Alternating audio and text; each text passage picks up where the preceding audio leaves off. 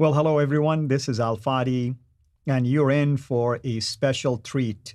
If you are watching us right now through our YouTube channel, CIRA International, or even the Fonder Films YouTube channel for Dr. J. Smith, or if you are on my Facebook page, alfadi.cira, you are going to be definitely enjoying the content and the guests that will be joining us shortly here.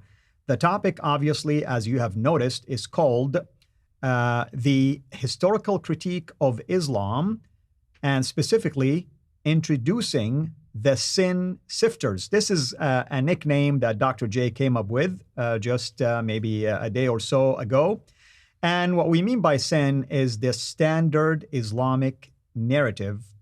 And the guests that we have are the one who have been unpacking many of the holes in that particular narrative. That's why we're calling them the sifters. They're going through what is real, what is not real, what is factual, what is not factual. And I really came up with this idea and shared it with Dr. J, and I'm so glad that he enjoyed and liked this idea. And then we shared it with our guests, whom we will be introducing soon here, to see if they'll be willing to take some of their busy time to join us, especially at this time of year. And we are so honored to have a large caliber, high caliber of scholarship that will be joining us soon. We have a number of people whom Dr. J. Smith probably have introduced in the past on his channel, have even introduced in different formats concerning their research when it comes to the holes in the standard Islamic narrative. I myself have the privilege, of course, of introducing Brother Mill, who will be one of those guests, but we have others such as Brother Murad. We have also Odin.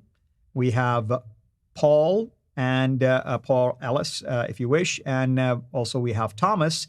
But I'm just giving you a flavor of those guests that will be joining us. And each one of them have a passion about a specific topic related to the standard Islamic narrative, but also they've covered many other areas, obviously. However, we are going to let them unpack things for us from that perspective. Now, a couple of special things about this particular live stream. It will be a 2-hour live stream, so make sure if you're planning on staying the whole time to plan for 2 hours. If not, obviously you can always watch it at a later time if you could not really continue for that long. It is going also to be part of my radio podcast, Let Us Reason. That's why every 25 minutes or so, we are going to take a quick break, and we will start again with part 2 and then part 3 and part 4. As far as our viewers are concerned, feel free to send your questions. However, be patient with us because we have a lot of stuff that will be covered here, and it's going to be a 2-hour long. So we'll do our best to capture some of your questions as time permits, and we'll do our best to address your concerns and your comments as well. But let me start first by introducing our dear brother, Dr. J. Dr. J, thank you so much, of course, for doing what you do, brother.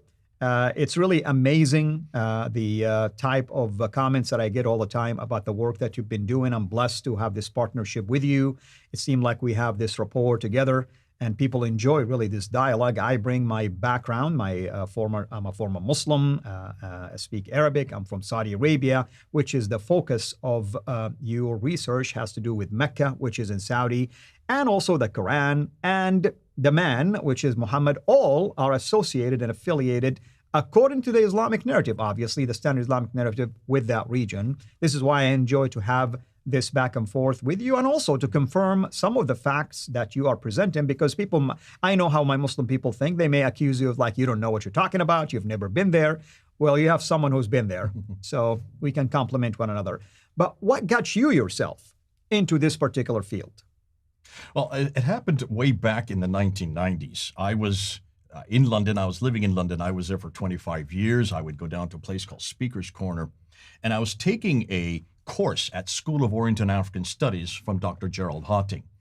And the course was on the historical perspective, looking at history, the historical critique of Islam, the emergence of Islam. And it was an entire year course of just looking at how Islam actually emerged from the historical standpoint. What does history actually tell us? And I remember as I started taking this course, there were about 40 or 50 students in the class. Within 2 weeks, a good 20 of them had left, and they were all Muslims. And some of them, as they left, they were slamming the door and yelling explicatives, which I'm not permitted to repeat right now, about what he was saying, because what he was doing, he was just asking what was really happening in the 7th century from what history can tell us. So this was back in 1993, 1994. I started seeing the reaction of the Muslims, so I started taking it down to Speaker's Corner and started introducing it at Speaker's Corner. And it was the reaction of the Muslims when they heard this kind of material, because they didn't know what to do with it. They didn't know how to respond to it. Oh, I got punched. I got my glasses broken. It was obvious to me that this historical critique, at that time, I said, this has got to be the Achilles heel of Islam. If they can't respond, if this is the only response they can give by yelling and explicatives and slamming the door, leaving the class, and at the same time at Speaker's Corner, if all they can do is punch me, we have got something here. And I started to think, and I said, hold on a minute. If this was done to me with Christianity, would we not have the same problems? And I remember in my days as a seminary student where we studied the historical critique. We looked at redacted criticism. We looked at textual criticism of the Bible. We looked at source criticism of all these stories. I remember going to this during my master's thesis, and we realized, hold on a minute, we have already had this. This has been done to us, and Christianity has pretty much been able to, not only has been able to answer every one of these criticisms, but has been fomented because of these criticisms. So why can't we take the same questions, the very same questions that were asked of Jesus, whether or not he existed, whether or not he died on the cross, ask the same questions of the Bible, whether or not we can go back to the manuscripts, looking at the textual criticism that is done of the Bible, ask those questions that have already been done on our Lord and our Savior and on our scriptures, and let's take it to Islam, on their man, their book, and now more recently, their place. The book would be the Quran, the man would be Muhammad, and the place, of course, would be Mecca. So that's what I started doing. That was 1994. 1995, I did my first debate on this, and this was with Dr. Jamal Badawi at Cambridge University, Trinity College. I did a 2-hour debate, and all I did was ask 10 historical questions, all of which I got from Dr. Patricia Corona the week before. Dr. Patricia Corona, as you well know, is probably one of the leading scholars she's no longer living in this area. She was a head of department there at Cambridge University, and she was the one that put that debate together for me. 10 historical challenges, none of which have been resolved, have been answered by Muslims. And that was in 1995 that I did that debate. So here we are at the end of 2021, and we're still asking the same question. But then what happened was about a year and a half ago, remember that interview between Dr. Yasser Qadi and Muhammad Hijab, where they asked the question about the Qira'at in the Ahruf, and he put out his hand and says, which are you going to put there? And Yasser Qadi says, we don't talk about this in public. This is something we don't talk about. If you want to take a deep dive, then you want to come with me and take a deep dive, then you can take my class, but don't talk about this, not with the camera on. And I suddenly realized, hold on a minute, this stuff, this material, this is one of the leading scholars can't even talk about this in public, why are we keeping this quiet? Why shouldn't we be mass producing it all over the internet, certainly. And as I started bringing this up on the internet, I started coming across really main players, people who really knew what they were talking about, other individuals that I started saying, hold on, this guy knows what he's referring to. And I had already heard of Mel, who you're going to introduce next. Mel is the one I first came across because he was actually part of our team. He used to come to Speaker's Corner before I left in England. He was the first one that I started engaging with this. Well, Mel introduced me to Paul, and Paul you're going to see him coming on. It was because of what I was doing on the coins that I got introduced to Odin. Odin wanted to talk with me about the coins, and I saw this guy really knew his material. And then I was introduced by Mel to a guy named Murad from the Middle East, and Murad came on board, and I said, these guys are brilliant. These guys are brilliant. But then I came across another name there, a guy named Thomas. And I said, who's this Thomas guy? Here I find out he's from Germany. But I was just looking at the comments below the videos on Fender Films. And the comments are brilliant. And I hope you look at your comments, because when you look at the comments, you start to see who are the people who really know what they're talking about, who are the people who have really done their homework, who are the people who are actually coming up with reference after reference. And I contacted them and I said, can you come on board? Can you say, I don't want to be the one to hear it. I want the whole world to hear it. Why don't you come on board and let's have you unpack this material? So that's why we brought them today. I want these 5 guys for you to see, for you, your audience, because your audience really hasn't, except for Mel, you really don't know these guys yet. You haven't really come across them yet. And I want you to introduce to your group, because your group is even larger than what I have. I want your subscribers to start to get to a whole new panoply of major players. These are the major players. And so these guys, as you're going to find, have not just been doing this for a few weeks. They've been doing this for years. And the material that they have come up with, you and I can communicate it, and that's our job. We're sitting there to communicate it, to make sure it gets out to the world. But the men who are actually doing the research, the hard research, are the ones we're going to introduce now. Wonderful. Thank you so much for this excellent segue. Oh, before we go on, we are calling ourselves the Sin Sifters. What is a sifter? This is a sifter, folks. Let me just show it to you. Listen, I was getting back all this. What did you mean? What does sifter mean? And it's all from guys. If you are women, you know exactly what I'm talking, because every one of you women have one of these in your kitchen. This is where you sift through. What do? You put things through you, and what comes out is the good stuff. You want to get the bad stuff that stays in there, and you throw the bad stuff away. What we're doing is, and every one of these guys that we're going to introduce this afternoon, they have been putting the standard Islamic narrative into this. And what's coming out below, what's coming out of it is what is actually historical. So we're sifting the SIN, the standard Islamic narrative. We're sifting sin. So you can see it's a play on words for obvious and people who get it. We're sifting the sin, the standard Islamic narrative, and we're trying to find out what is historical. That's why we're calling ourselves the Sin Sifters. We are the ones that really are trying to get back not to the 8th, the 9th century or 10th century. We want to go back to the 7th century. We want to go back to when it all began. When is the standard Islamic narrative tells us it all began. That's the name, the reason for the name. Wonderful. Thank you, brother.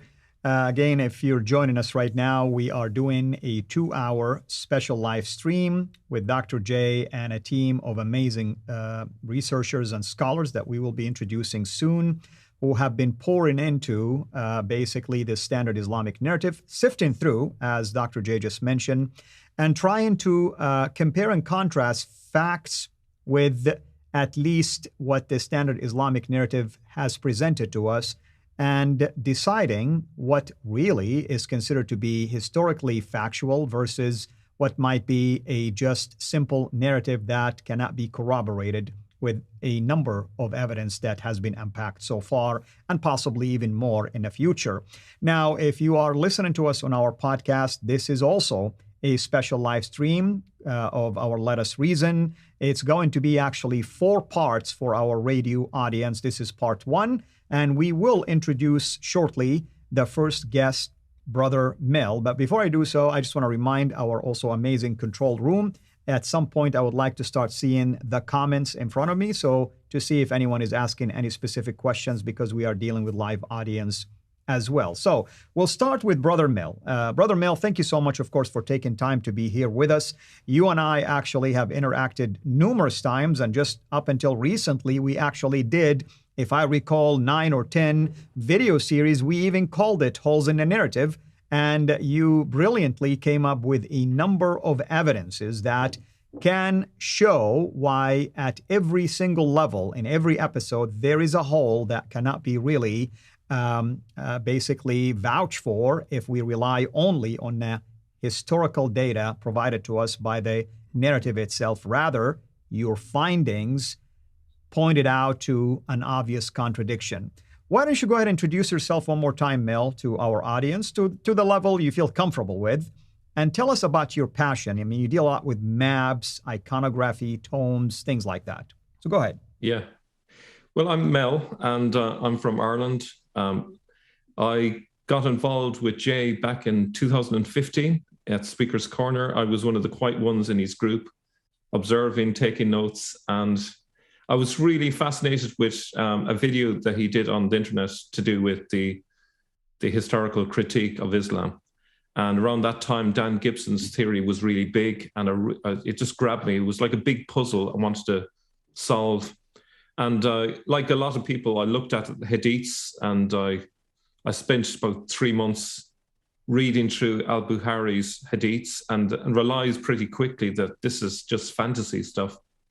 So I went from there to look at, well, is there anything historical in that story? And so I decided to look at the earliest sources I could find about Muhammad. So I was kind of focused mostly about Muhammad for the first couple of years. And the big one that really stood out was the two earliest sources place someone called Muhammad, in inverted commas, or anonymous prophet, in Palestine in 634. And I went, hey, that doesn't quite fit the standard Islamic narrative. So we have him in the wrong place and at the wrong time. He's meant to be dead 2 years, and yet the two earliest sources we have him still alive. And it seems to coincide, incidentally, with the time that Umar was meant to be the leader at that time. So that was a big, interesting sort of area. And since then, I've been a bit of a jack of all trades. I've been looking at different things, been looking at maps, I've been looking at archaeology, books, you name it. And I don't tend to stay at one particular area too long. Something grabs me. I have a few curious questions, and it leads me off down a merry-go ride, and things tend to come out of the surface. But I think one of the things that's really grabbed me of late are maps. And if you ask a few basic questions and you look at the maps, the standard Islamic narrative is completely thrown out by that. And you see that everything is up north, and this is a common theme. Every time you delve into this, you keep seeing that it must have happened up in the north and not down south. For example, if you ask, where were the Christian communities that Muhammad was supposed to have interacted with up in the Fertile Crescent? Where were the Jewish communities up in the Fertile Crescent? Where are the stations of Abraham that the Quran refers to?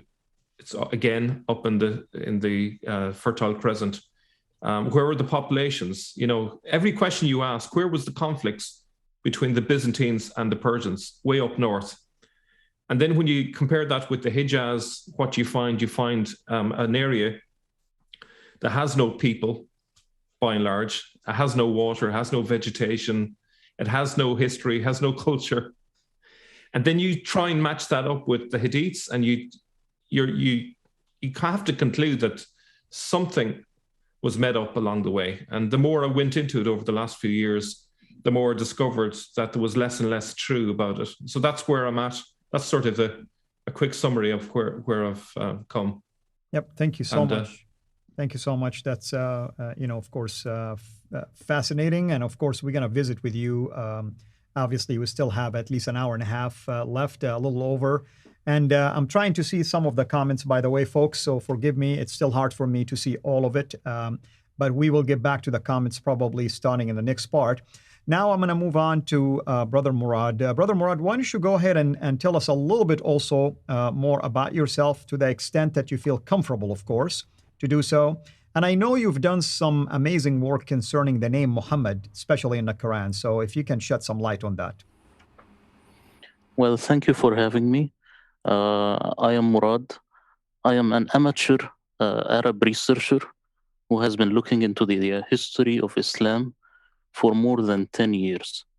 So basically, I am a little bit like Fadi, but the only difference is his English is much better than mine.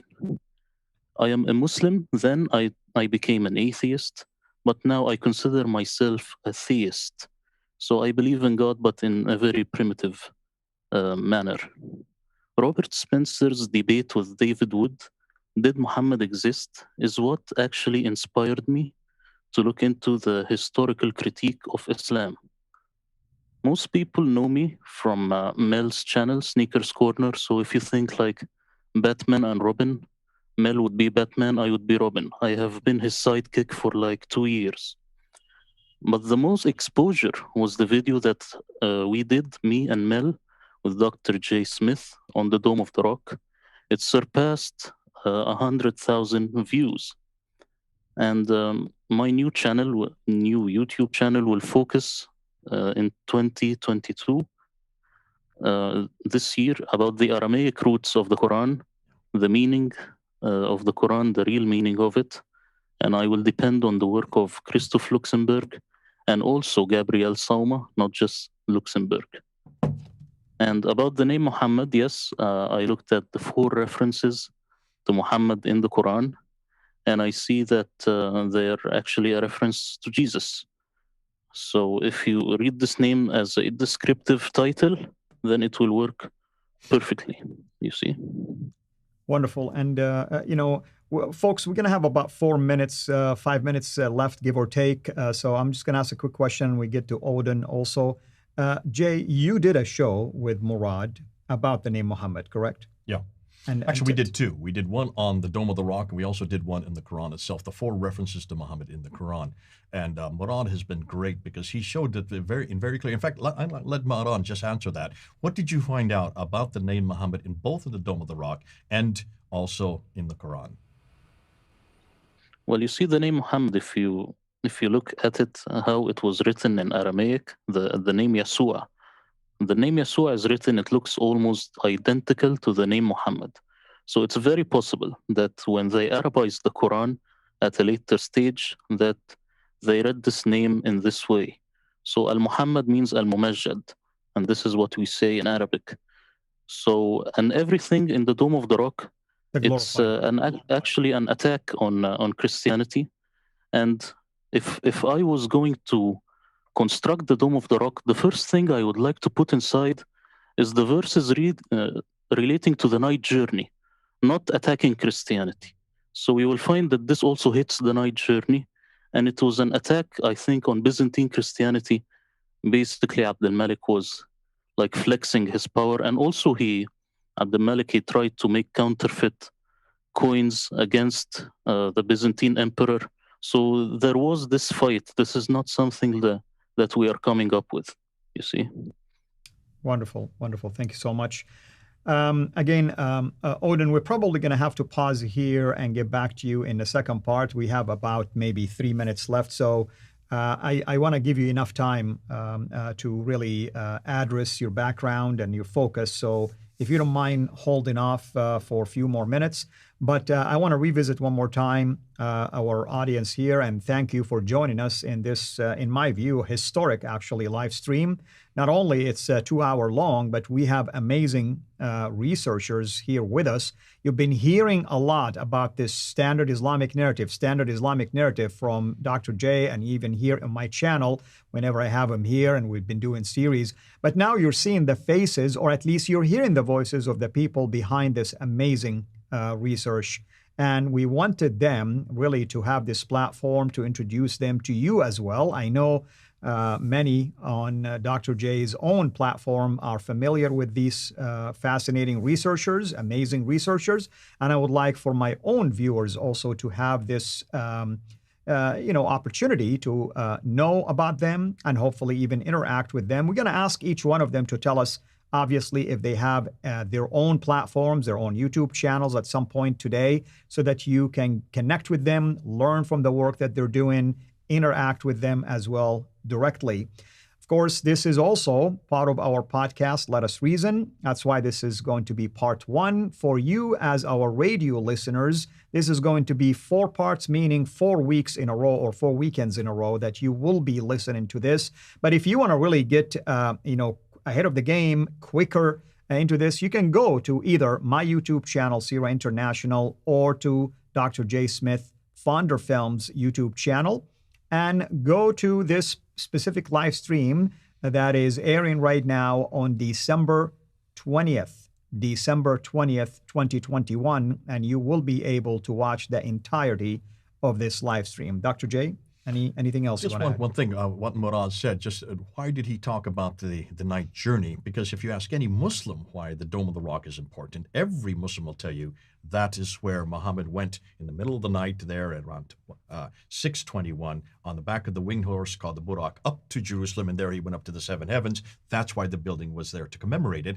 There's no reference anywhere to that night journey anywhere on any of the inscriptions of the original inscriptions. The later inscriptions from 1878, that's the 19th century, they had to be added on the outside of the building to alleviate that problem. But the original inscriptions, they're all about attacking Jesus Christ, attacking his divinity, attacking the Trinity, attacking his sonship. And then you have this amazing phrase, for there is only one God but God, and the Muhammadur Rasulullah, that means Muhammad, the praised one, is nothing more than the servant of God. Who do you think that's referring to? Of course, that would be referring to Jesus. Right. Right. Thank you for adding that. And I think we are reaching the conclusion of our first part for our podcast series, Let Us Reason. Stay tuned for just a few seconds as we will make this transition over to part two, at least you as our live audience here. And thank you again for, to you, Dr. Jay, and thank you to everyone who is with us here in studio, or at least virtually. This is Fadi, and I want to welcome you back, of course, next time to a continuation of this series. Blessings to you.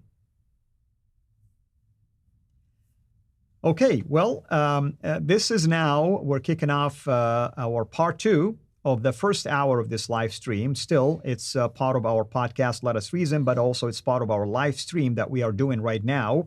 And we have intentionally called this particular live stream, as you've heard us mention that a couple of times already, Historical Critique of Islam, Introducing the Sin Sifters.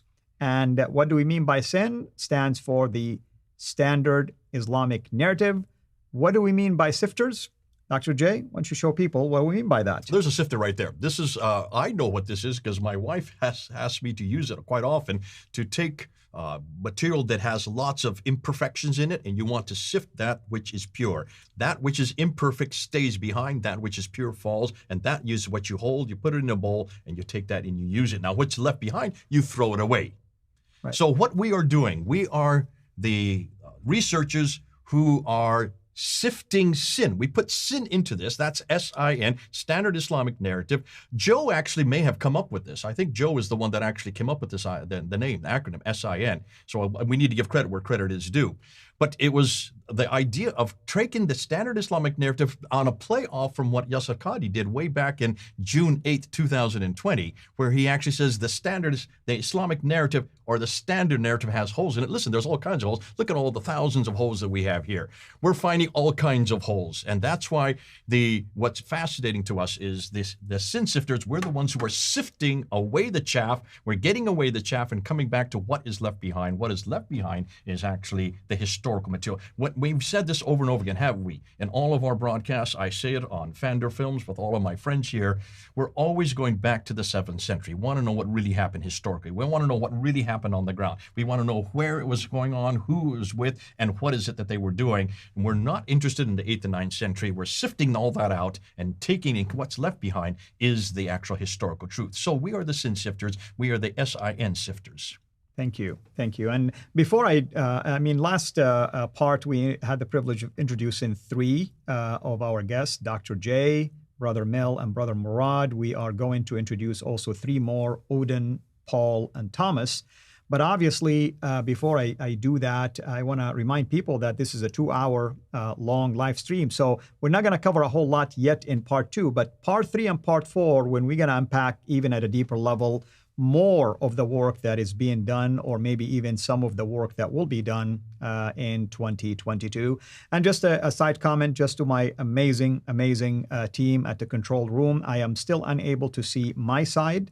If we can raise somehow the TV or see the timer as well, because I am not able really to see all of that as of yet. So it's just a matter of logistic location of these things, but thank you so much for doing that. Mm-hmm. So, Odin, welcome, and this is really a privilege and an honor for me to meet you. I've heard a lot about you, and I am excited that also our viewers now to get to see who you are. So why don't you do the same thing? Just give us a little bit about your background, and at the same time, just tell us about the passion that you have when it comes to this standard Islamic narrative.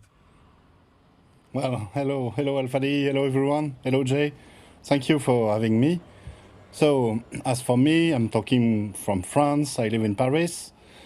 And I came across Islam something like 15 years ago through a Muslim colleague who talked to me about his faith. And he talked to me also about what we call the standard Islamic narrative. And at the time, I was working as a strategy consultant in a small firm in France, a bit like McKinsey, if you know. And I was very curious, and I had a very scientific mind, and I wanted to understand, because what my friend, what my colleague told me did not fit what I knew about the Bible, did not fit what I read in the Quran that I bought at the time.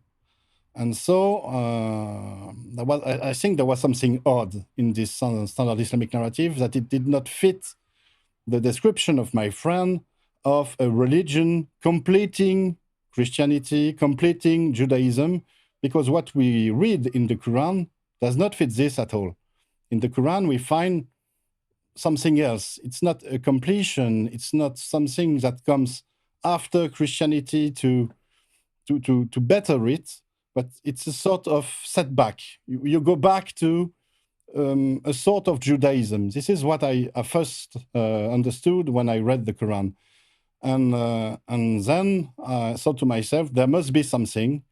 I have to look into the origins of Islam, and I have to look it in a scientific way. And I took interest in all the researches, and I discovered that the scholars made huge breakthrough in the field of the origins of Islam. Jay was speaking of Gerald Houghting, of Patricia Crone, but in France there are many other scholars, and I've met one, Dr. Edouard Marie Galès, who actually is from Belgium. He's not French, he's Belgian. And he published a thesis in 2005, a huge thesis, 1,200 pages, about the origins of Islam, which is named Le Messie et son prophète, the Messiah and his prophet. And for the first time, I had a sort of some synthesis of all the discoveries the scholar had made before 2005. I met him, I befriended him, I worked with him, he taught me everything he knew, and I wrote with him a little book about his thesis, which is called The Great Secret of Islam, Le Grand Secret de l'Islam, which is a small book for the general public, because the general public cannot access a thesis which is 1,200 pages. And this book had a lot of success here in France. Thousands of copies were sold, and 100,000 electronic copies were downloaded. And this put me in a situation where I had to continue to keep on studying and to keep on with with science, because I wrote the book in 2014, and thereafter the discoveries kept on happening. And for example, I befriended the director of the Inara Institute. I attended many conferences there. I kept on reading, meeting scholars, and I did a sort of big update of my book, my French book, Le Grand Secret de l'Islam, The Great Secret of Islam, which will be soon available in English. And what I intend to do is to present to the general public a sort of synthesis, the big picture, in fact, the big picture of what happened in the 7th, the 8th, the 9th centuries when Islam emerged. And we can do this now. We can draw this big picture because we have new material, new studies. And especially we have, for example, coins that show us that the first Arab leaders were not Muslims, but kind of Christians or kind of Zoroastrians in the East, that they did not bear the Caliph title, for example, until Abdul Malik. He was the first one to bear the Caliph title. So what about the 4 Rashidun Caliphs? But mainly and mostly, the main discoveries have been made thanks to Quranic studies and especially to the Quranic studies that Edouard Marie-Gallès featured in his thesis. He worked with Eastern Christian scholars who know Aramaic and Arabic. And thanks to this, a new reading of the Quran has been made possible. You see, most people, and especially Muslims, read the Quran according to the standard Islamic narrative. When they read Rasul, they think, oh, it must be Muhammad. When they read Bayt, they think it must be the Kaaba. When they read Nazarene, they think it must be the Christians. But is it really? And what Edouard Marie-Gallès and his scholars did is applying to the Quran the exegesis method he learned as a priest. Because as a priest, he became very knowledgeable in exegesis, which is very simple. It's basic common sense. It is about reading a text for what it is, what it says literally. And when you do this with the Quran, you start to unveil another story. In the Quran, you find that there is a Jewish community, a Nazarene Jewish community, that was very, very influenced with its Arab audience. You find that there was an alliance between this Jewish Nazarene community and the Arab audience, an alliance which had the purpose to conquer Jerusalem, rebuild its temple, to trigger the apocalypse, to have Jesus come back as its second coming, as the Messiah, and to establish God's kingdom on earth. Right. That did not happen. So the Arab leaders took it upon themselves to do Jesus' job, because he did not come back. And so they fought among themselves over the issue of the divine legitimacy of their power. And then emerged the strongest, who was Abdul Malik, who beat all of his rivals and who established the first caliphate. What is the caliphate? The caliphate is ruled by a caliph, and Abdul Malik bore the title Khalifat Hala, God's caliph, which means God's lieutenant on earth, God's vicar. So the caliphate is kind of God's kingdom. It is the territory where God's justice is enforced. And from there, Islam started to deploy, to emerge. But it is not until the Abbasid revolution, when the Abbasid coalition took power and overthrew the Umayyads, that we really saw Islam happening as a new religion. Because it is the Abbasids who invented the very idea of a divine revelation in order to justify their divine power. They could not justify their power as Abdul Malik did, because they just beat his successor. And so they invented this idea of a divine revelation. So they needed a prophet. Then they invented the prophecy of Muhammad. And they needed this revelation to be something. So they invented the Quran as the sacred word of God. And they invented the story of the revelation, the Asbab al-Nuzul. They invented Mecca and so on. And so we now have a sort of very big picture, a grand scheme of things, to explain how Islam emerged and to explain what is the Quran, what is Mecca, what is the prophet? Did Muhammad exist? Was he a real prophet, an actual prophet? And so on. But I want to insist on the very novelty of the Quranic studies that Edouard Marie-Gallès introduced, thanks to his Eastern Christian friends, As you can see, it is really amazing. You find that the Quran itself can be used as an historical material and can give us proof, evidence, hard evidence of events of the real story, of the actual story, which is what I called the great secret of Islam. Right.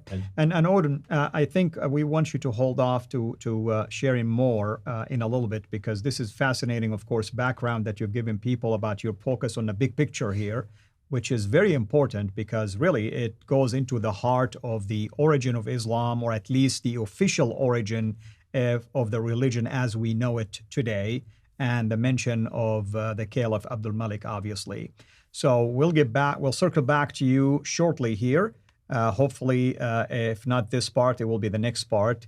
Now I want to move on to Paul. And Jay, why don't you go ahead and introduce Paul to us real quickly and let him also take it from there. Oh, I like Paul to introduce himself. I really got to know Paul just a few months ago.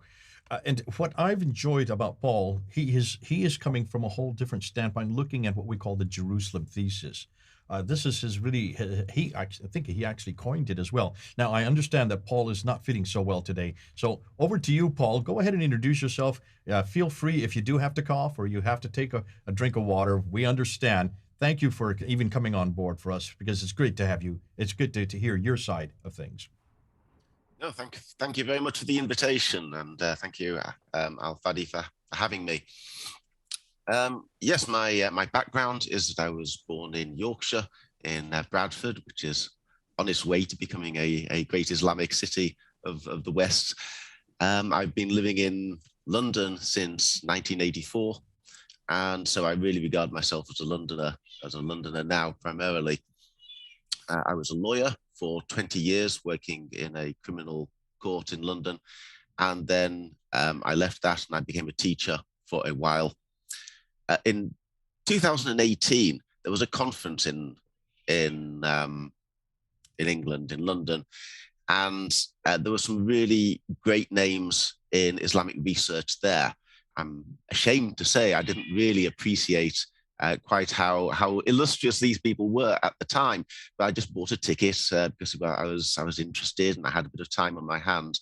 And there were it was Nikolai Sinai was there, and Gabriel Said Reynolds and Sean Anthony, and I sat a couple of seats down from Stephen Shoemaker, and I didn't really know who any of these people were, but I absolutely fell in love with the topic of the Quran and the great mystery of what it means.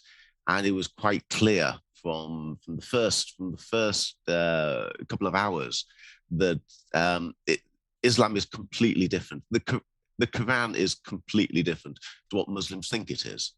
It's absolutely beyond doubt, but there's no consensus within the academic community as to what the Quran actually it is or what it means.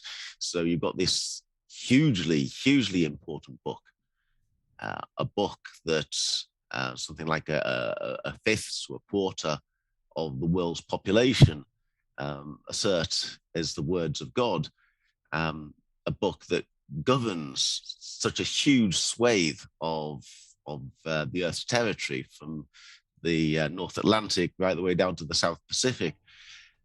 And yet what people believe about it simply isn't true, just on a simple factual level.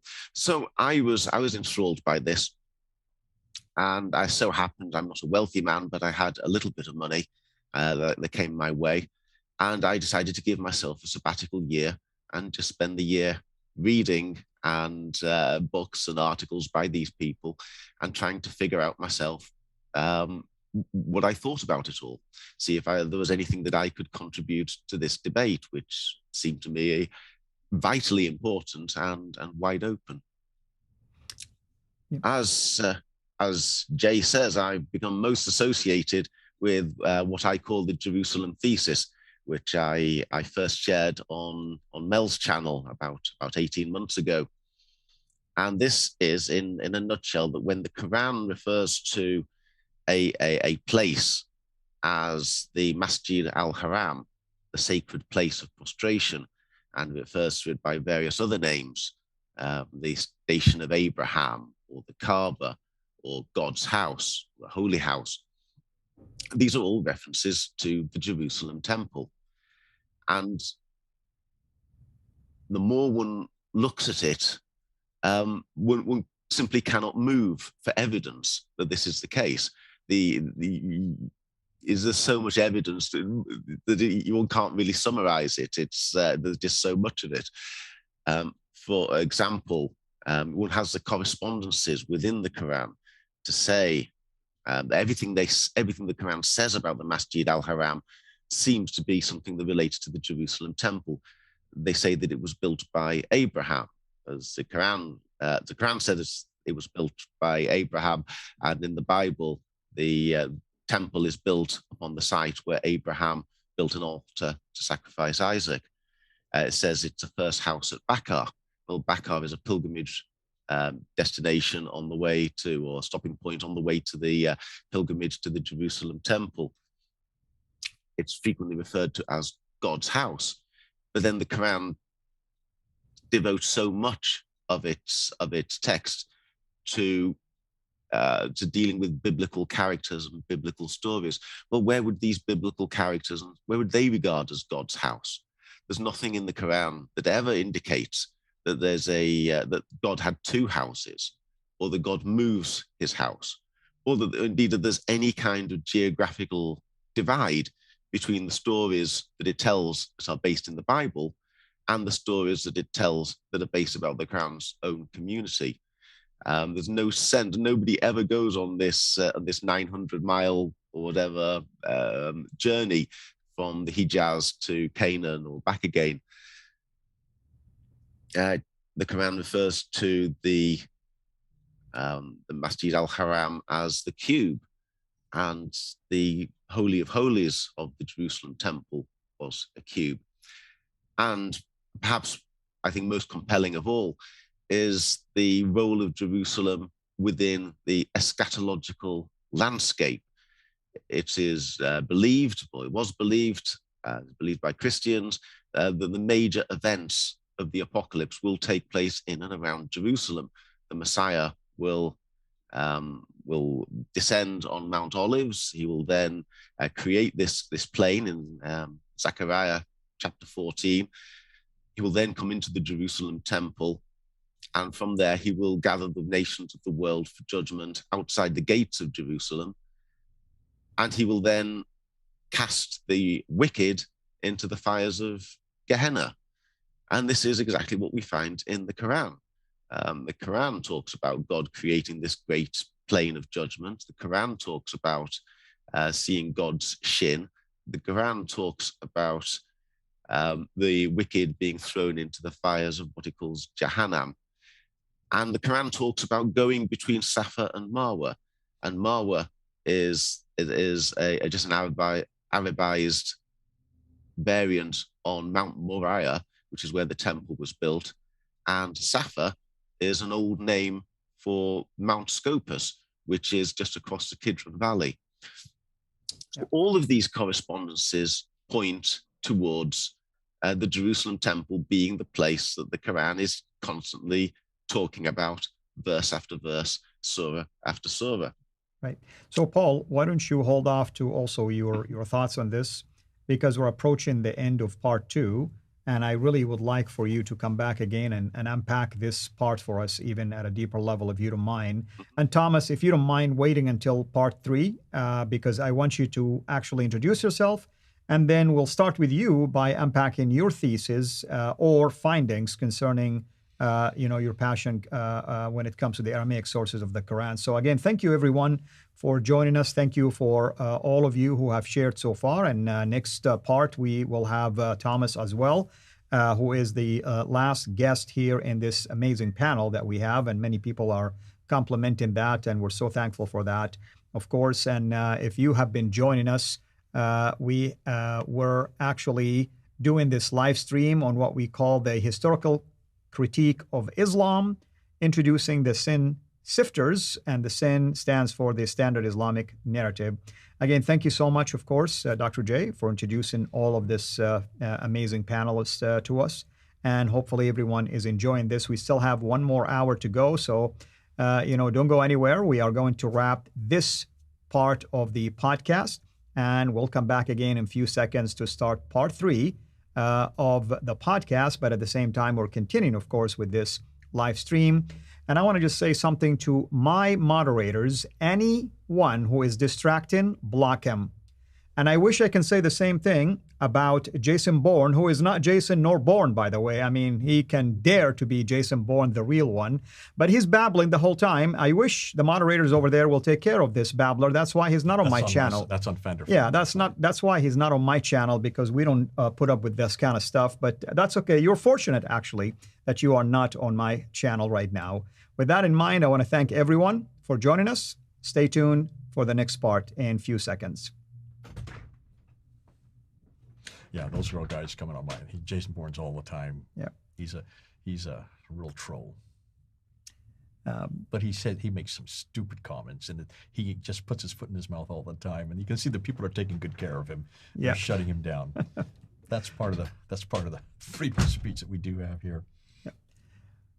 All right, everyone. This is Fadi, and we're back again to continue with this amazing live stream where we have fabulous and amazing researchers and panelists who have joined us to discuss this standard Islamic narrative and the holes in that narrative. Each one of them comes at the narrative from a specific passion, specific angle, specific research area, and backed up with findings, obviously. They're not talking about it from an emotional standpoint. They're talking about it from factual standpoint, and that's what we're about here. Whether in my channel, CIRA International, whether on Fander Films, we are presenting facts, and we're going to ask each one of them shortly to introduce also their own platforms where you can connect with them. You can benefit from some of the research and publications, whether in digital publications or maybe in a written form. But all that to say is that we are doing this for the benefit of everyone, including our Muslim friends that I am hoping that are watching us right now, and just go and examine the evidence. That's all I ask for. Just go and examine the evidence, and that's all we ask about. Well, we're left with one last panelist, and we are going to start this particular live stream and this particular part of the podcast with him, Thomas. Thomas, thank you so much, of course, for taking the time to be with us. And I would like for you really to tell people a little bit about yourself, whatever you feel comfortable sharing, obviously. And tell us also if you have your own platform, your own YouTube channel, and dive into the topic, the area of expertise that you focus on when it comes to the standard Islamic narrative. My understanding, it has to do with Aramaic, of course. Well, thank you very much for having me. My name is Thomas Alexander. I'm from Germany. And my background is actually in computer science, which means that both by nature and by training, I would say I'm quite good at recognizing patterns and understanding systems, which turns out to be quite helpful when studying the history of Islam. So how did I even get into this? So I've always been a big, history nerd, if you will. So I've always been interested in history, and particularly the history of religions. And initially, actually, Islam wasn't high on my list. But that kind of changed when Christoph Luxemburg published his book on the Syro-Aramaic origins of the Quran in the year 2000. Although at that point, I wasn't all in. So I was aware of his work. I knew what he was talking about, that the Quran has has Aramaic origins, that it started out as a lectionary read in Christian churches, but in non-Trinitarian Christian churches. But at that point, I still didn't dig that much deeper. But that then changed roughly 15 years ago, I would say, when I randomly came across a radio program where Karl-Heinz Ohlig, who at that point in time was the head of the Inara Institute, was a guest, and he talked about their research and their findings, and I was absolutely fascinated because it actually went a lot deeper than what I thought from just hearing about Christoph Luxemburg. And I actually started to dig in, to read their papers that they publish and to see what this is all about. Maybe one quick word on this Inara Institute. So these are a group of of scholars, which is they're located in Saarbrücken in Germany, but it's not just German. So it's really an international effort.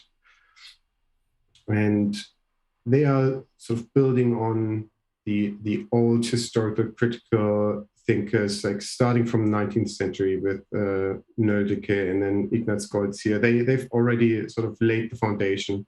Alphonse Mingana as well. He, I think, was the first to actually propose this, that there's a lot of Aramaic in the Quran in the 1920s. But then this field sort of died down a bit, and it was these Inara guys in the 1990s who picked this up again and brought it really to a bigger stage once again. And that's pretty much what I've been doing over the last 15 years. I've just studied mainly for my own benefit, so I didn't share much of it until Jay brought me onto his channel and asked me to share my findings. Which I happily did, and now I'm currently, since now I've already collected everything for this YouTube format, I've now started to actually put it together in book form, which I hope to finish at some point next year. It is a massive undertaking, but I hope it will all turn out well. I'm also trying to start my own YouTube channel. It's also on my list for the next year.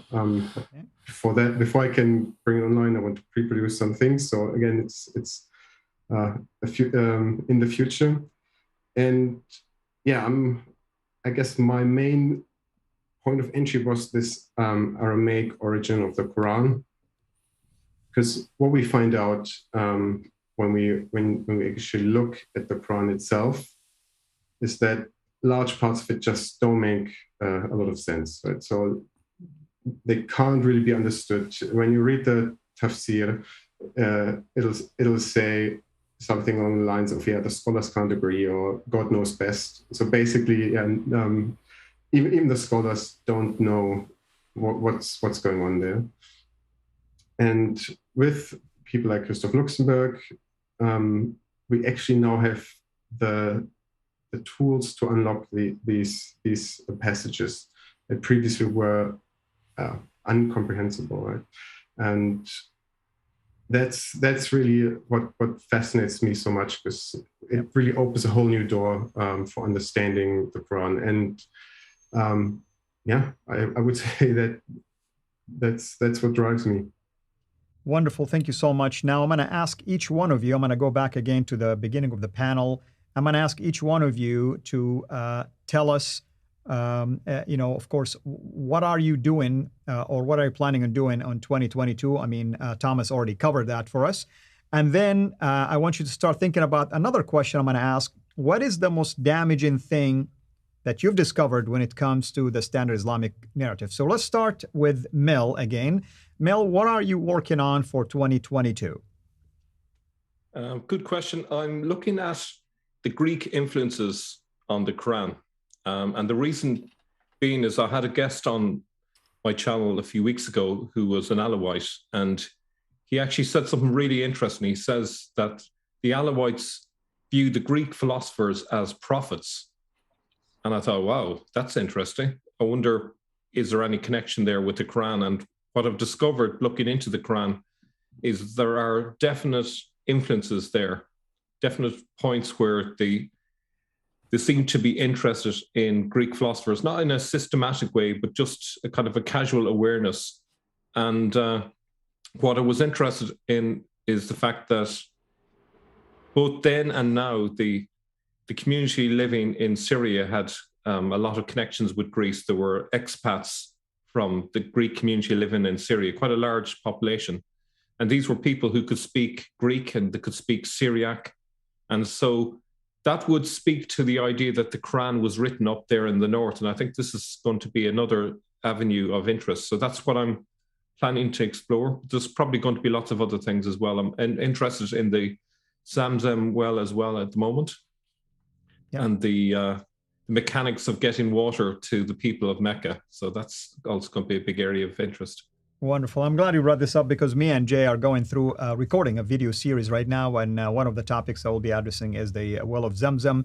And again, I want to let all of my panelists know that I would love to invite each one of you individually into my live stream, my own channel, hopefully starting in January, according to your own schedules.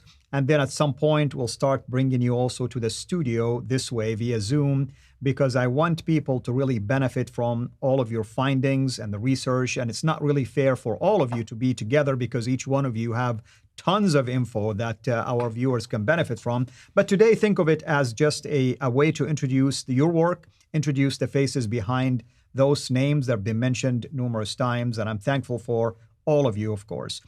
Murad, I'm going to ask you the same question, my friend, which is, what are you doing in 2022? But I want to address this. A question popped up a couple of times here. When we say Muhammad is the praised one, the question is in Arabic, it should have been Al-Muhammad. So I want you to take the time to answer this because I didn't want to respond to that question. It was directed basically to something you brought up. So go ahead. Yes, you see, when someone says this, he is still thinking 100% Arabic. But it's written Muhammadun Rasulullah. So if you want to translate it like literally in English, it will be praised be the one, not the praised one. So praised be the prophet of God. The Muhammadun is in Arabic we say sifa. It's a descriptive term. That's right. So no, you don't need the alif and lam here. You don't need the here. No problem here. And I would agree with you because even though one of the names of Allah is Ar-Rahman, no Muslim in the right mind, when you say Rahman, they would gravitate towards someone else. They're always going to think Allah, basically. And that's why even if you use in this case, sifa, as you stated, you are using a description of someone that you don't have to use the definite article sometimes just to do that. Yes, and also if you look at the name Muhammad, the way it's written, it's very like, if it's for a normal person, it will be very narcissistic. But Jesus Christ, at least he thought to be God, so it fits someone who thinks he is God, not someone who is normal. If you want it to be like a term that's normal, it will be Muhammad. Right. So the one who actually does the praising. So, my friend, tell us, what are you working on for 2022? Is it the same thing? Is there something you are already researching? Are there things you want to surprise us and keep people anticipating? Yes, I will look at the Aramaic meaning of the Quran, and I will start with the very small surahs in the back of the Quran, what they really mean. And as a surprise for future audience, قُلْ هُوَ اللَّهُ أَحَدْ اللَّهُ الصَّمَدْ, it's not really Unitarian like people think. It still has a Trinitarian element in it. And this is all cracked through Aramaic. And I want to look also at the names of the surahs, what they actually mean in Aramaic. So I will totally focus on the Aramaic layer. I will not really focus on geography or coins this year, because without the Aramaic meaning of the Quran, like we are lost, you see. Yeah. Thank you for that. Looks like, Jay, Aramaic is the new way to go these days. Actually, and you're not going to ask me this, so I'm going to tell you right now. In January, we'll be introducing a whole new paradigm. We're doing research, and I have my team in Britain who are researching this, and they're coming up with even more stuff. Right now, I've just been handed an 85-page research paper that's going to take this even one step further. Not just the Aramaic, it's the whole Syriac contingent that we're going to start introducing in January. We're not just going to look at the language. We're going to start looking at all the practices. We're looking at the beliefs. We're going to be looking at the doctrines. Wait till you see what we have found, and this is all coming out in January. So I want to whet people's appetite, but I don't want to really give it away. It's all going to be complementing what these guys are doing, but even more so because it's just getting better and better. The more scratch, the more that we scratch, the more that we find. The more that we find, the more that we shine. The more that we shine, the more they whine. Oh, how sublime! And this is what all is going to be introduced coming January. Yeah, I see some whiners in your channel, by the way. We know how to handle the whiners. We give them cheese. but that's the way we do it. So Odin, back to you. You are covering the big picture, and you're talking about the Caliph Abdul Malik. And I didn't mean, of course, to cut you off. I wanted just to make sure that everybody else get the chance also to jump in. But back to you now. What is it about Abdul Malik that you felt like was so damaging to the standard Islamic narrative? And what are you doing in 2022 in relationship to the big picture? The thing with Abdul Malik is that when you really look into him, into his beliefs, he does not appear as a Muslim. He appears as a sort of demigod, a sort of equivalent to Jesus, to the Messiah who should have come to establish God's kingdom.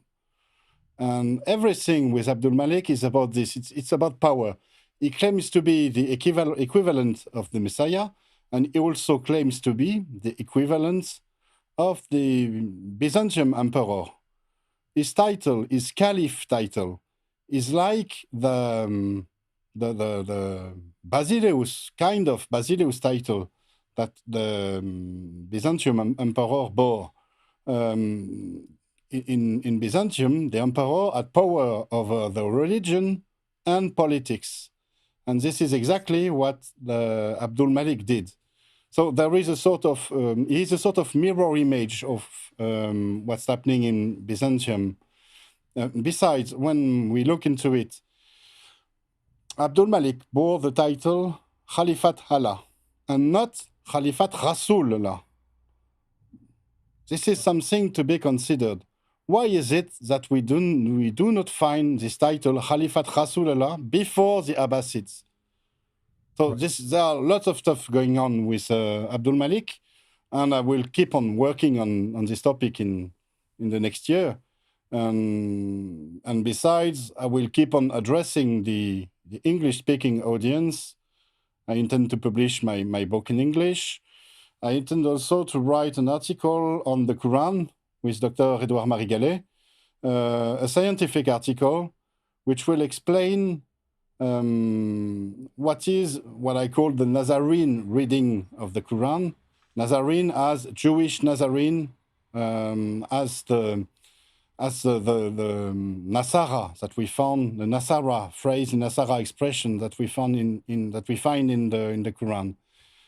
And it will be a very scientific article telling us about the different people that we find in the Quran, the Kuffar, who are the Kuffars, who are the Nazarenes, who are the people of the books, or people of the book, and people of the scripture. And when we really dig into the Quran, we find that those people are not what the standard Islamic narrative tells about. For example, about a little thing about the people of the book. When you just read the Quran for what it is, you see that they are not all the same. It's in Surah 3, verse 113, for example. They are not all the same. There is among the people of the book a standing community. And you see that the Quran here, and also in many other passages, gives us evidence that there was a specific community among the people of the book, the people of the scripture, the people of the sacred scriptures of this time, meaning the Jews. There was a good community among them. And so what did they do? I told you about an alliance with the Arab audience. So there will be a big article about this, making all things clear. And I have many other projects. I'm involved in an organization here in France called Mission Ismeri, which is dedicated to helping ex-Muslims, Muslims who converted to Christianity, and dedicated to spreading the gospel to them and also to teaching people about Islam. And I intend to develop a media project with a big studio, a bit like yours, Al-Fadi. But we will address the French and maybe Arab audience. So many good things to come next year. Wonderful. Wonderful. Thank you so much. I'll get back to you, of course, in a second here about the other question. But Paul, Can you also, I mean, you were talking about the Jerusalem theory again. What is so damaging in the Jerusalem theory to the standard Islamic narrative, and what are you working on for 2022 in the next few minutes, by the way, that we have here? Hi. What I find is the most. I don't like to think of it as damaging, because I don't really want to damage anyone or anything. But what I find is revelatory about the Jerusalem thesis is that the Quran actually makes sense. So much of the Quran, so many Muslims for the last 14 centuries must have sat there scratching their heads, saying, why on earth does the Quran say this? Why does it say that? Why is it telling us this story of Dhul-Qarnayn? Why is it telling us the story of Moses and the fish? Why is it telling us this or that? Why was Muhammad going out and trying to conquer this place of Mecca? Why was he robbing the caravan trains? Why was he exiling and killing the Jewish tribe? So many questions in the traditional narrative. Where does the elephant come into it? Where does the elephant come from in Surah 105? And why does the Quran bother telling us about this episode, since it seems to have nothing to do with anything else? And what I find is the most revelatory part of the Jerusalem thesis is that the Quran actually makes sense. If one thinks of the instruction, expel them from where they've expelled you, and then you put that not in Mecca, but you look at that as Jerusalem, and you look at what was going on at the time that the Quran was reportedly being announced, and you've got the Byzantine-Sasanian War. You've got this attempt in 614 by a party of Jews to re-establish worship at the Jewish temple, and they are expelled from Jerusalem, first of all by the Christian inhabitants, and then by the Sasanians. And then you find that the Jews are then expelled from the whole of the Byzantine Empire at the end of the Byzantine-Sasanian War. And yet, what we find, as Mel was saying, all the early references to Muhammad have him leading military operations in Palestine in the 630s, in 634 with Thomas the Presbyter, and 637 the Gospel fragment or the Doctrina Jacobi, and you build up this very clear, I find very clear, very vivid picture of the Quran author inspiring people to fight to recapture Jerusalem at precisely the time that we know that Muhammad was fighting to recapture Jerusalem, and shortly before the Arabs do in fact recapture Jerusalem in 637, 638. So for me, the proof is very much in the pudding. The Quran makes sense if you put it into Jerusalem in a way that it simply doesn't make sense if you have to create story after story after implausible story in order to try and explain what the verses mean. You actually put it within a historical framework, and it makes perfect sense, I find. Or if not perfect sense, it makes an awful lot more sense than the traditional narrative. Yeah, thank you. Thank you for sharing that. In terms of what in 1 minute, what are you working on? Okay, in terms of what I'm working on, I've been working for 3 years on a thematic companion to reading the Quran, where I look at the Quran in 100 different themes, and for each one show which are the relevant verses of the Quran, then how they relate to what the Bible tells us, and then summarize what I think is the state of academic knowledge. But that's going to be quite a long project that may not complete in 2022. In the meantime, I'm going to put the Jerusalem thesis into an article, and I'm going to have it published in some sort of sensible way, because I think we have learned so much over the last few years. Mel, Jay, Odin, and the rest of us, we've all learned so much. We have to start writing it down into some sort of academic form. So I'm going to try and lead my own way on this, and write up the Jerusalem thesis as an academic article.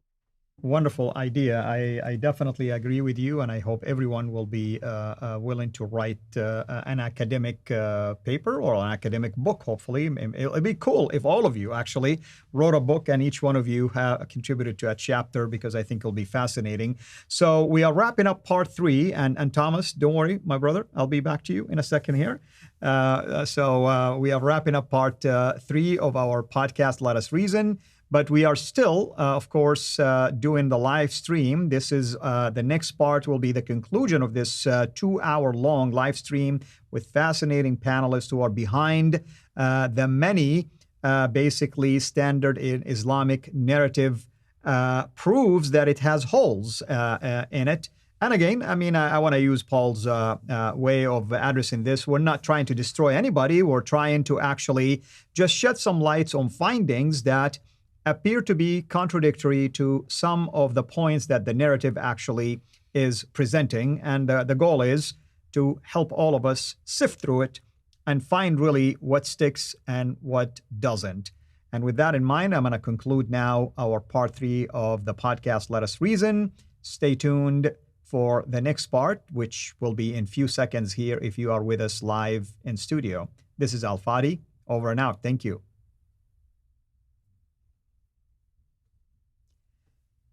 Okay, guys, this is part 4 of our, podcast, Let Us Reason, but this is a continuation of this 2-hour-long live stream concerning what we called the historical critique of Islam, introducing the sin sifters. These are the panelists here. Those are the ones that have been pouring out their heart into researching and finding various topics, various evidence that the standard Islamic narrative, if we were to follow it the way it is, doesn't really at least line up sometimes with some of the findings. Now, there are ways to try to explain that, obviously, and that's what each one of these panelists is doing, taking an angle at this standard Islamic narrative to try to make sense of certain parts of it, and of course, shed some light on other parts as well. Well, we left off last time with Paul, and he mentioned to us about his passion concerning the Jerusalem theory and his interest in writing also, hopefully soon, an academic article to be published concerning that. But with that in mind, I want to now jump to Thomas. Thomas, why don't you tell us about what you will be working on in 2022? And then after you do that as well, go ahead and tell us in your own mind, basically, if you were to compare your own findings to what we call the textual criticism of the New Testament, or at least the Bible in general, what sticks out to you? Okay. So as for next year, I already mentioned I'm currently working on a book, and I hope to finish it next year. This will also be a big picture book, if you will. It will be a pretty long, I fear, but I want to cover basically for a lay audience what the Inara group has published over the last 20 years, more or less. Obviously, it won't go into that much detail because they published 10 books, each with 1,000 pages. But I want to put it in terms so that a lay audience can understand it, but it will also include all the references so you can dig deeper if you want to on any particular topic. So this big picture is what really interests me as well. And so last time we talked about, or the others talked about, what they think is like the most damning piece of evidence they're working on, they're finding on this Islamic narrative. And what I think, it's not any individual piece, it's the fact that it all fits together. It's like this big puzzle, and we are making a picture out of it, and it actually works. And that's this Jerusalem hypothesis, it's the Aramaic language in the Quran, it's the Aramaic traditions that we know of in early Christianity. So for example, we know of these Aramaic Christians like Paul of Samosata, who was a bishop of Antioch. And when you look at his beliefs, it's almost the same as what you find in the Quran. And the same going forward, you have Afad, the Persian sage, again, very similar in his beliefs. We find tons of evidence from Aramaic literature. For example, this Alexander romance that we find in the Quran, which really sticks out a lot, and that doesn't seem to make a lot of sense to put it in there. But when you know that this is an Aramaic Christian text written sort of as Byzantine propaganda, actually, but then taken by the Arabs and the Byzantine propaganda part taken out, then you kind of understand where we're coming from. Or the book of the Cave of Treasures, again, very influential on the Quran. So I think it's really this bigger picture that's so fascinating, that all those individual people who are doing research in very different directions, but when they come back with the results, it all fits. I think that's really the best part. Now, as for your question regarding similarities or differences with biblical historical criticism, well, I would say, the biblical historical criticism is really where this all comes from. Right? That's when the methodology was developed, and I think unfortunately, it hasn't been applied to Islam as much as to the Bible, because I think we probably would have been a lot further in general, like with this topic, if this had been done earlier. It started out really early, so it started out in the 19th century, early 20th century, but then it really hit a brick wall, and now we're just picking up again from where we left off, like in the 1920s, roughly. So I think it's great that this is happening now, and I'm definitely looking forward to seeing more and more results. Thank you. Definitely, I'm enjoying this, and I hope you take me up on my offer to do a couple of live streams with me where you can unpack many of your findings, of course, because I want people to benefit from that. And of course, for me to add my flavor in terms of my background as well, as it speaks into what you're doing in terms of your research. So thank you so much. I appreciate you, Thomas.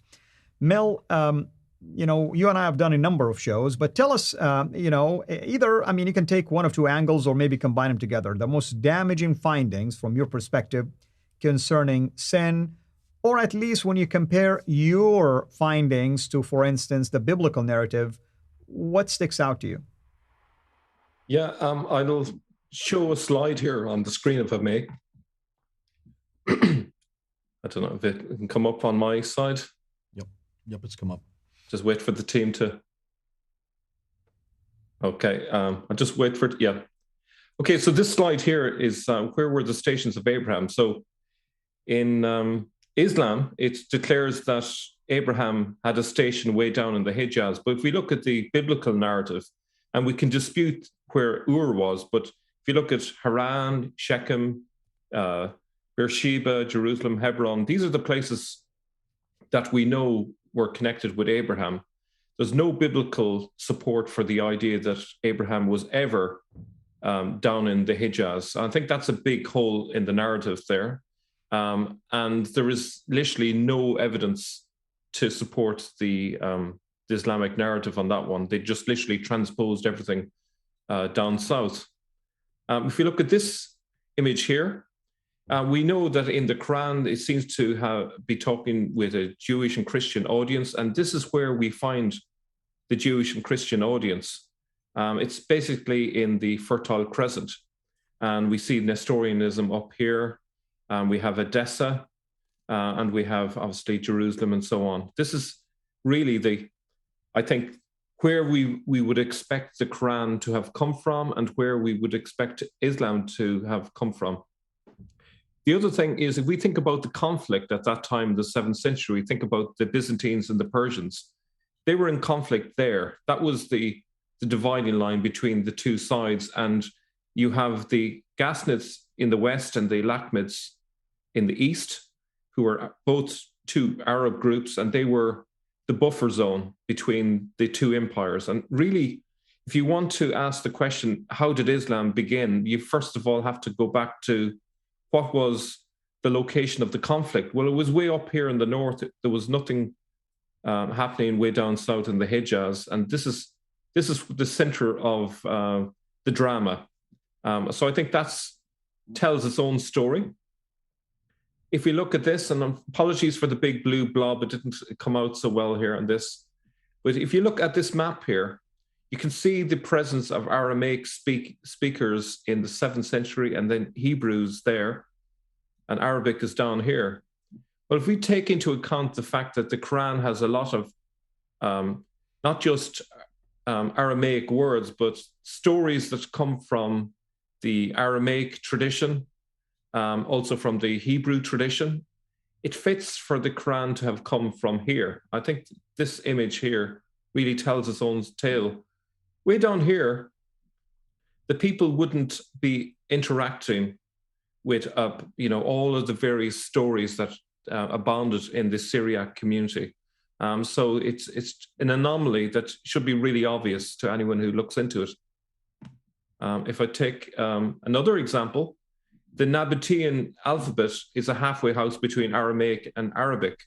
And of course, the Nabatean alphabet is what the Arabic script came from. So it started out as a cursive form of Nabatean, developed into the Arabic alphabet from the 4th century, which is why Nabatean's letter forms are intermediate between the more northerly Semitic scripts such as Hebrew and those of Arabic. And due to this, it was possible to transliterate from Aramaic to Arabic easily. So when we hear talk about how the Quran was originally in Aramaic, or texts were in Aramaic first and it became the Quran, it makes sense when we take into account the fact that the Arabic script came out of the Nabatean alphabet. Right. And on this slide here, we can see the similarity between the scripts. And it's interesting, even the terminology that we find in the Quran, all the religious terminology, it's either Aramaic or Hebrew. Again, that tells its own tale. It supports the idea that this was in a milieu which was familiar with Christianity and Judaism. You don't find that way down the Hijaz. If we take another example here, we find that the Nabatean script was refined in CIRA, which you'll find here. And you'll also notice that all of the Jewish academies are around CIRA. And now the Quran makes sense. It's in dialogue with the Christians, it's in dialogue with the Jews. It makes perfect sense up here. It makes no sense down in the Hijaz. And also what's interesting is you have the Manichaeans are in this area, who obviously have a lot of Gnostic influences and so on. So you can see here that Mani started here back in the 3rd century, and Manichaeism spread alongside Islam over the centuries. So that's interesting. And we can see elements of Manichaeism in the Quran as well. So obviously I'm just giving you a bird's eye view, but as you look at the maps, it becomes pretty obvious where Islam began. Here's another map, and it gives you an idea of the Jewish academies. So if we were looking for places where the people who wrote the Quran were interacting, guess number 1 would be here, where the Jewish academies are, and guess number 2 would be over here. You won't find that level of knowledge of Judaism anywhere else but these 2 places in particular. So that's where I'd be expecting the writers behind the Quran to have been interacting with people. Right. Excellent point. If I take one more example, if we think about the fact that, is it a coincidence that the Shafi and Hanafi schools developed in the same place and time as the Jewish academies? Now, this is a bit of a muddle of a map there, which I borrowed from the internet, but you can see that in black there, Pumbedita and Surah these are some examples of the Jewish academies, and Hanafi and the Shafi schools started there as well. And what's interesting is they paralleled the Jewish approach. So, for example, the Jews had the Torah and the Mishnah, Muslims had their Quran and the Sunnah, and the same sort of same sort of methodology you find in both. So this paints a northern narrative and not the standard Islamic narrative. And what's also interesting, if we look at this map here, You can see in dark blue is where Greek was spoken at the time, and here's the Hellenized area. And we mentioned earlier that the Alawites viewed the Greek philosophers as prophets. And what's interesting, in the Quran, you find Galen's erroneous embryology. You find Thales' idea that everything is made out of water. These are both Greeks. And you also have references made to reincarnation, which is directly from Greek philosophy. I'm not probably going to go into all of that now, because I'm sure it's a bit too much, but I just show that there as evidence. And Mel, I want you, brother, just to, if you can, if you want to wrap it up, if you want to focus on one last thing, maybe, just because I want to give time to our remaining guests here, because we have about 10 minutes left. Yep. So the last point I would say is, again, up north, we have the origin of al-Fitr. It came from Haran, and I've shown this on a video before, that there's very strong archaeological evidence to support that. So again, it proves that Islam came from the north. So if you look at the maps, look at the archaeology, I think there's a very strong case for Islam having begun in this milieu up in the north. So that's it for me. Thanks, Mel. Jay? No, I want to say something at the very end. Go ahead and get all these guys out, and then I want to say and wrap this all up and bring it together. And by the way, yeah, so we have about less than 10 minutes left. So I apologize, Murad, Odin, and Paul, if you can just give us a quick answer to this question about maybe if you compare, your research about the standard Islamic narrative with the New Testament, for instance, or the Bible. Is there something specific that sticks out to you? And then Jay will wrap it up. After we close, please stay with us. We can interact with some of the questions that we've been receiving. So, Murad, if you can start, please. Okay, just one simple thing. If the Kaaba and Mecca was really the house of Abraham, why didn't ever any Jew or Christian try and invade Mecca, Saudi Arabia? This is one. Now, when it comes with the Bible, every time you see new archaeological finds from Israel confirming the Bible. So actually, I don't believe in the Bible as salvation. I'm not a Christian, but I do believe that it is history. And everything written in it happened in history, and it is carved in stone.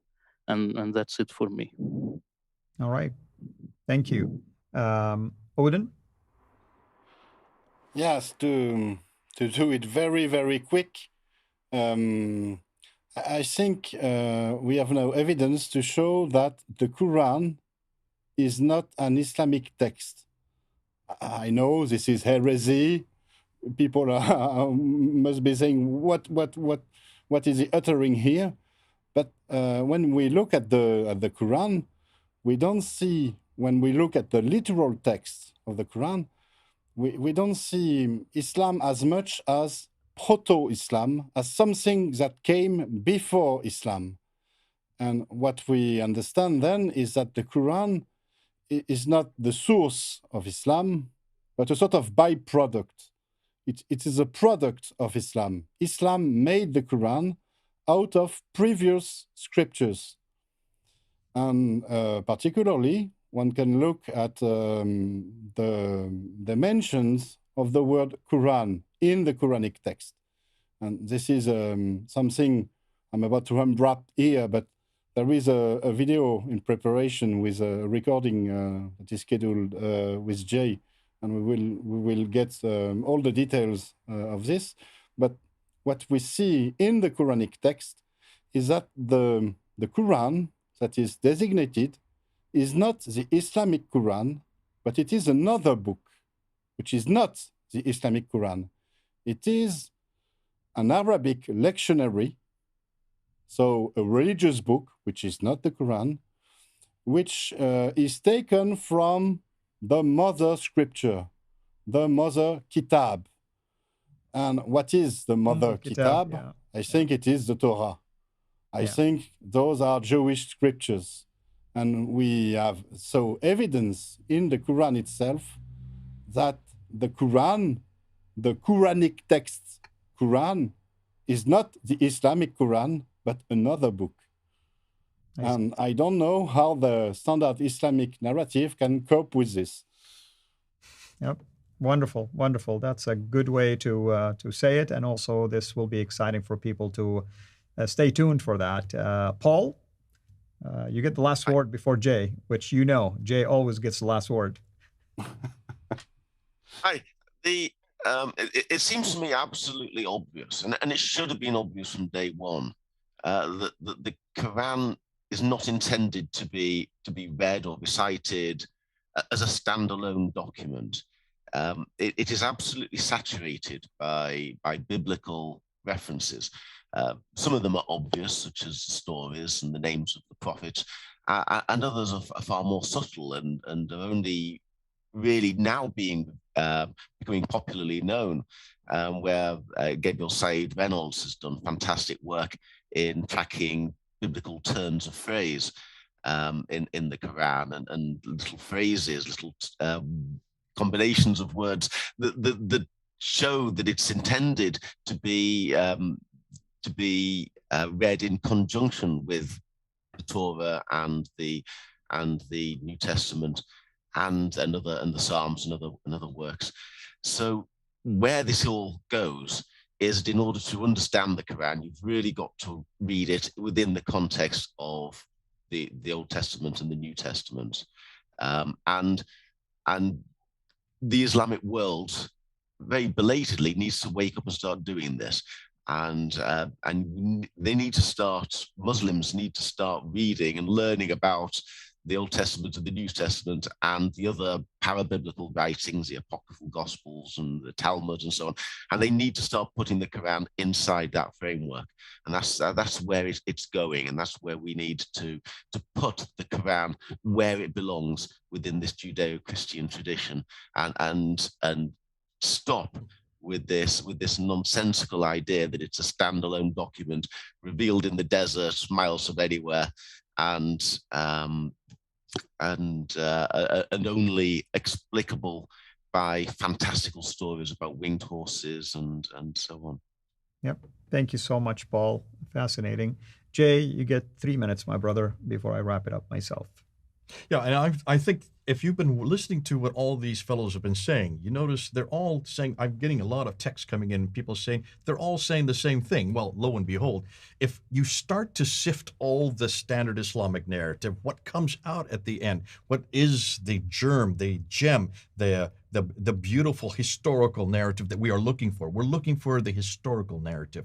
And when you look at the historical narrative, it goes back to what was actually there in the 7th century. Have you noticed when you pull away all the layers of the Quran, when you pull all the layers of Muhammad's character, when you pull all the layers of Mecca, the book, the man, and the place, when you pull all the layers and come to what you get at the very end, you see a 7th century environment of lots of different sectarian groups, Jewish and Christians, who are in that northern area, not down in the south. They're all up in the north, as Mel has been trying to really emphasize. But take a look and see what was happening there. There was a real internecine confrontation going on because they were waiting for Jesus to return. As Odin has always said, they didn't see Jesus return. Therefore, you're having different groups who are trying to get to ascendancy. When you start to see that ascendancy, who are the ones who are the ascendant? They are the ones, the Arians, who do not believe in Jesus as God.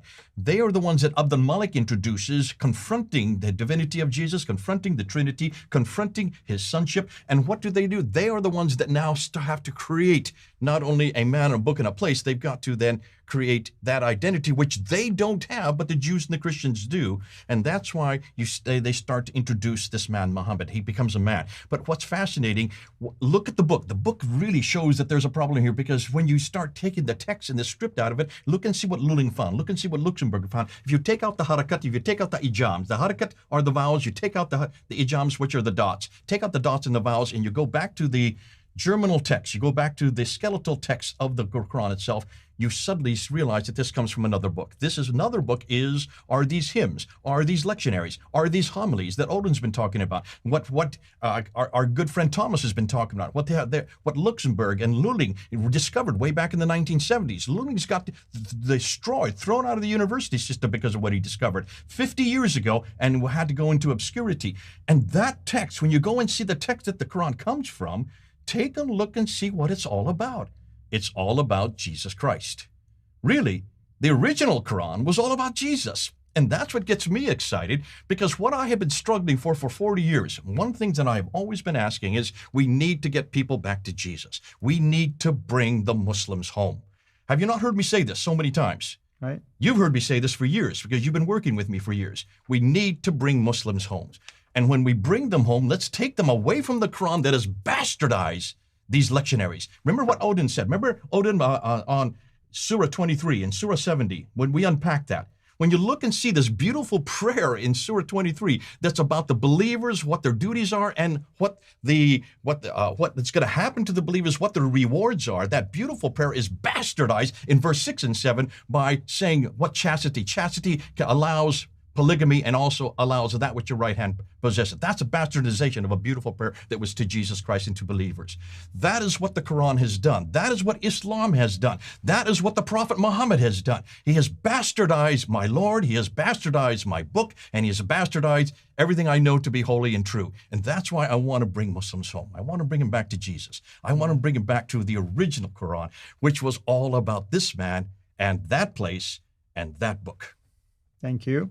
And thank you, our great panelists here. I appreciate you taking the time to do this. And as I stated, I would love to reach out to each one of you to do 1, 2, maybe even more than that live streams to focus on your area of expertise, some of the material you've shared with us here today. I apologize that the time did not allow for you to unpack everything, but this is just a teaser for people to at least get acquainted with your work. And again, thank you, Dr. J, for helping me coordinate all of this, and also Brother Mel, who played a factor in that as well.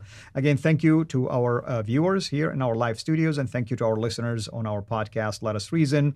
This is the conclusion of part 4 of our podcast, and also the official conclusion of our live stream. But after we wrap it up right now, I would like for you to stay with us for a few more minutes, if possible, to see if you have any questions and for our panelists to respond to that, provided the questions are related to the topic. We're not going to address questions about the Trinity, right? We didn't talk about the Trinity. We're not going to address questions about the deity of Christ and Christology. We did not talk about that. So those are for different, audience, for different topics, for different guests that we bring here to talk about those specific issues. So with that in mind, I want to thank everyone. Thank you for those who also gave through Super Chat. I saw Islam Critique. Brother, we miss you. Thank you so much for all that you do. And thank you, everyone, for joining us here. This is Al-Fadi. God bless you all.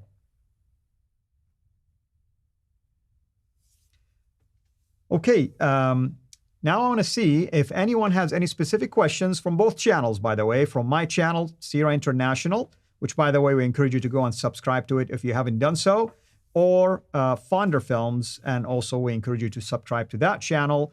And you've heard our panelists here. Some of them already have channels like Sneakers Corner, and others are working towards establishing their own. We encourage you, of course, to interact with them and subscribe to those particular channels when they become available. But I want to see if there are any specific questions related to the topic. While we're doing so, go ahead, Jay. Is there anything else you want to add? We need to also, for all of you guys and all your channels, what we're going to do is when this will be put up, this is going live already. It's going to be up there. We're going to introduce in the description box. Absolutely. Each one of your channels, so you all have that. Yeah, please email me that link and we'll make sure it's incorporated in there. Murad, yours is the newest one, so make sure that we get that link of yours, Murad.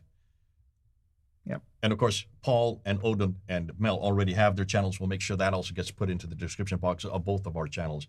And we're still waiting for you, Thomas, to get your channel up and running. Mm-hmm. It's coming. Now, there's one person that has here, they've mentioned, when are you 6 going to write a book together? Okay, well, that's the caveat has been put out there. Maybe what we might do is an anthology. Each one of us will probably do a chapter on that which is our expertise and that which we want to get. Maybe even suggesting that we should get probably in the next year, we should start a book anthology of the 6 of us, putting out our ideas for the next year, and that just gets added to every year, so that we come out on a yearly basis with the newest edition. There'll be others coming on board, at least on our channel. One of the Sifters we want to introduce would be De Jong, our Lloyd De Jong. You've already had him on Mel on your channel.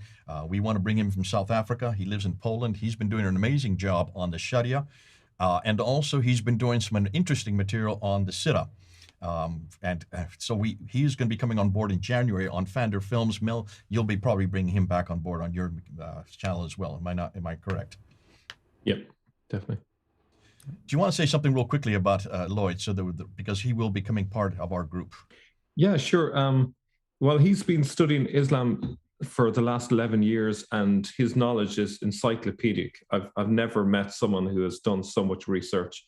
Every time I meet someone new, I think they've reached the top of their research, but this guy just knows so much. And he focuses on a different area to what I would typically focus. He looks at the development all the way through from the 7th century all the way through to modern times, and he really understands the way Islam works. You know, if you ask the average person on the street, what do Muslims believe, they would say it's all based upon the Quran, but he would say that it's all based on the Sharia, because the Sharia is the bit that it's really complicated to understand. There's lots of rules and so on, and there's a public face and a private face of Sharia, if you can call it a private face. He really understands that really well. He's gone through that with a fine-tooth comb, you know, and his understanding of the CIRA is amazing as well. Well, I don't want to spoil the surprise, but what he has got to say about the CIRA is just incredible. Yeah, I think everyone will be blown away about that.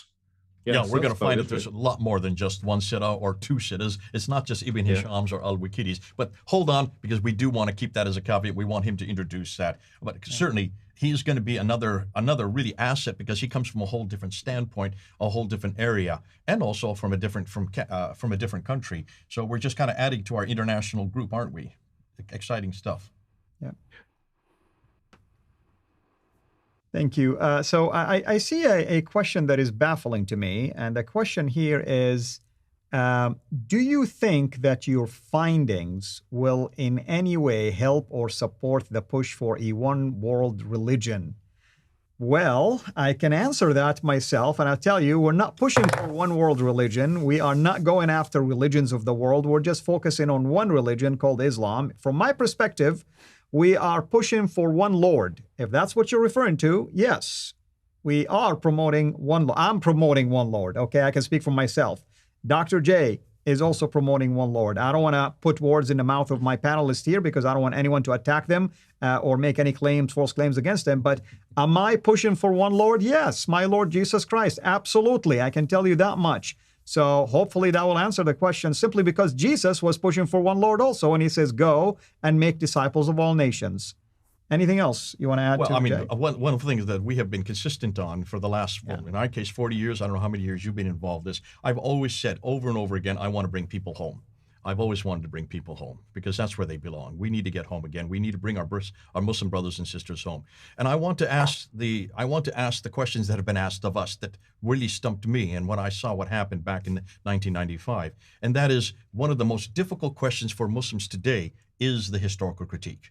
Because this is nothing to do with emotion. This has nothing to do with my experience. This has nothing to do with my livelihood or my background or what my family's taught me. It's actually a neutral question. It's the best question for any religion. It's not just Islam that needs to be asked this. We need to ask this of the Upanishads. We need to ask this of the Bhagavad Gita. We need to ask this of the Vedas, the Granth Sahib out of the Sikhs, the Book of Mormon. You name it. Every religious book, which are a pantheon of them, all make historical claims. The Bible makes enormous amount of historical claims, and so far only the Bible has been asked this question.